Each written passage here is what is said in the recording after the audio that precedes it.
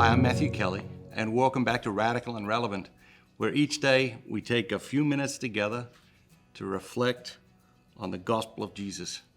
Today's reading is from the Gospel of Luke, chapter 4, verses 16 through 30. Jesus came to Nazareth, where he had been brought up, and he went to the synagogue, as his custom was on the Sabbath day, and he stood up to read.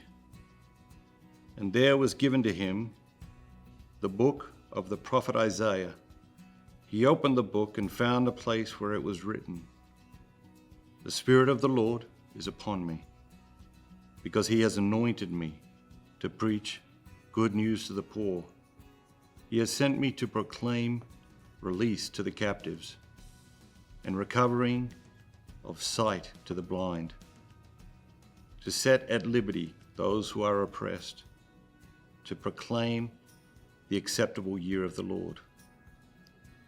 And he closed the book and gave it back to the attendant and sat down, and the eyes of all in the synagogue were fixed upon him.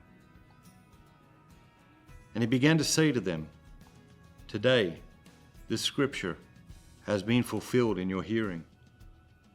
And all spoke well of him and wondered at the gracious words which proceeded out of his mouth. And they said, "Is not this Joseph's son?"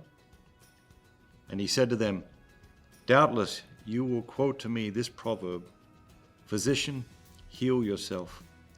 What we have heard you did at Capernaum, do here also in your own country.' And he said, 'Truly, I say to you, no prophet is acceptable in his own country.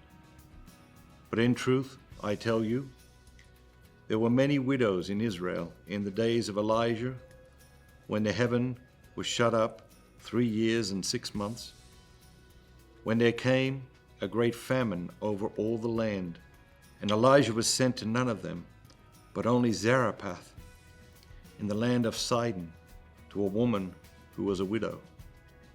And there were many lepers in Israel in the time of the prophet Elisha, and none of them was cleansed, but only Naaman the Syrian."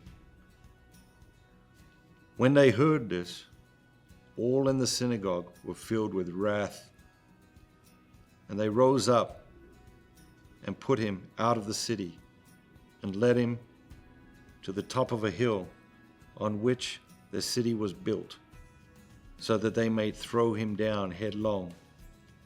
But passing through their midst, he went away. What is it that jumps out at you today? This line, "Is not this Joseph's son?" They say about Jesus. And when they say that, what are they saying? Well, we know this guy. And what else are they saying?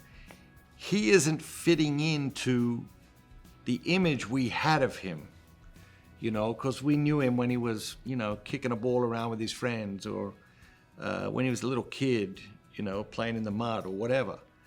And so Jesus isn't fitting into the image they have in their minds of who he is. And I think at different times in our lives, people say the same thing about every single person. They say it about you, they say it about me, they say it about everyone. They say, "Is not this Joseph's son?" Or some form of that. They say it, and what are they saying? Like, "You've changed." What are they saying? "You're not who I thought you were." What are they saying? "You're making me uncomfortable." That's what Jesus was doing. He's making them uncomfortable. They weren't comfortable with who he was. And they wanted him to be this other person that they imagined him to be as a child.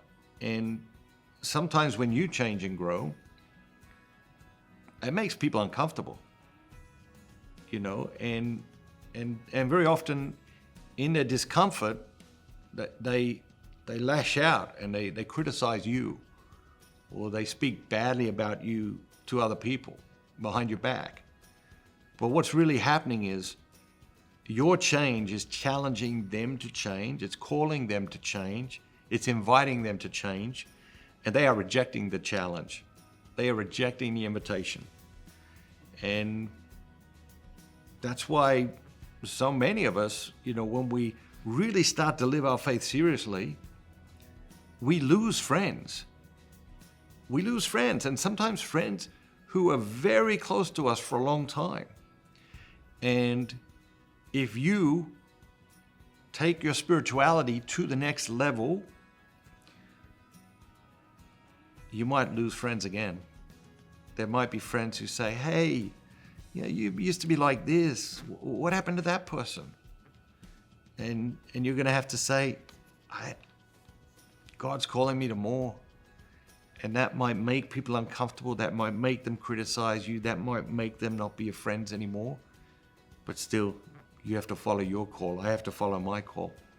Have a great day following your call. And remember, be bold, be Catholic.